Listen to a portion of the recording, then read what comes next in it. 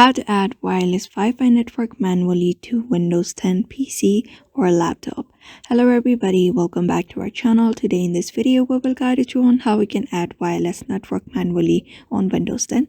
So let's go ahead with the process, but before that don't forget to hit the like, share and subscribe icon and also turn on the notification bell to get updated about our latest videos. So in order to do so, these are the steps you need to follow. First of all, open up your laptop or your PC with Windows 10 in it, and you're just gonna open up the control panel. After opening up the control panel, you're gonna go to the Wifi section and you're gonna make it large icons here. Just go there and make it large icons.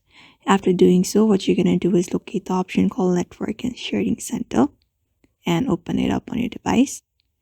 And here, wait for it to load first. After that, you're going to set up a network connection.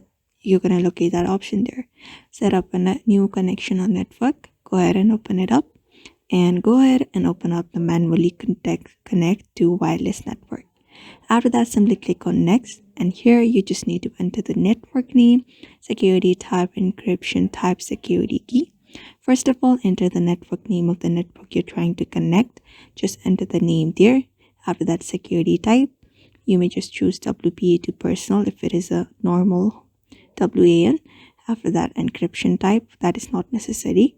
After that, security key, which is the password of the Wi-Fi you're trying to connect. After that is done, you may just go ahead and click on next, or you can find this connect if the network is not broadcasting. If the network is hidden, just enable that and click on next. And that should do it. So therefore, that's how you basically connect a wireless network manually. Follow the steps. So therefore, I hope this video was helpful to you and thank you for watching this video.